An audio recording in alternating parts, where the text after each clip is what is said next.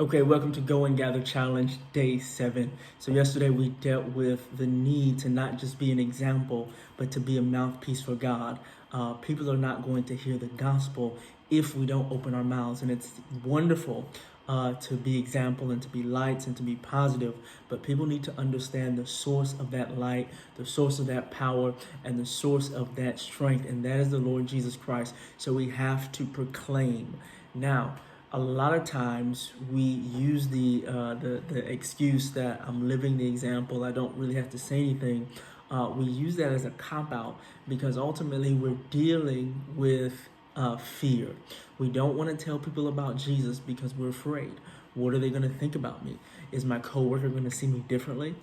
Is my family going to think I'm radical?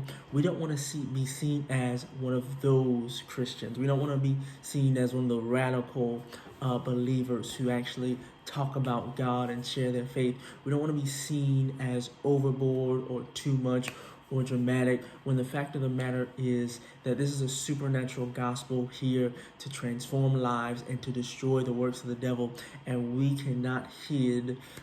can't hide the one who delivered us and the one who set us free. If we do, we're doing the world a disservice, and there is blood inevitably on our hands. So we have to share, and we can't use our example as an excuse not to communicate. Now, here's what I want you to understand. Sharing the gospel is no more than having a simple conversation. It's talking about Jesus. It's simply sharing your testimony.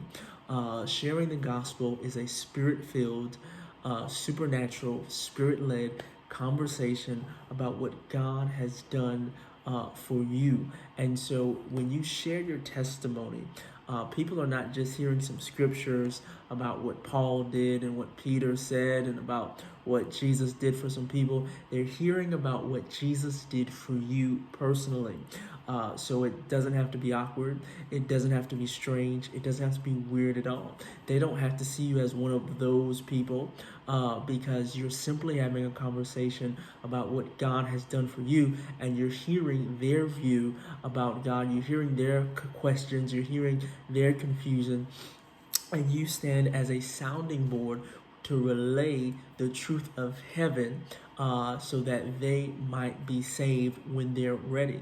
So when you give people a safe space to talk, to share how they really feel, to share what's really going on in them, and you allow people permission, not forcing them to hear what you have to say, but by permission, allowing people to hear your testimony and hear what God has done for you, you will be surprised how many people would be open to deliverance, transformation, and change by the willingness to have a simple conversation about what God has done for you. And so we talked yesterday about people who are already in our circle, already in our sphere of influence at work, at school, in the family, that we know haven't heard the gospel, that we know don't have a good understanding of what Jesus has done for them. We know for a fact that we haven't spoken to them, and it's pretty obvious that no one else has. And so we could continue to allow them to sit by the wayside, or we can pick up the phone and call them, or we can send them a message and begin a discussion. And so when you open up your mouth, God will fill it with what to say. So many of us are afraid that we don't know what to say, how to say it, when to say it, why to say it, and that fear is causing us to be silent. But the sin of silence will hold back the deliverance of many people. So what do? We push past the fear and we do the opposite. And guess what? If you're not perfect, if you make a mistake, if you don't sound the best, if you're stumbling along, it's okay, because you're going to learn how to do better.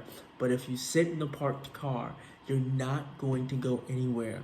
You're not going to go forward or back.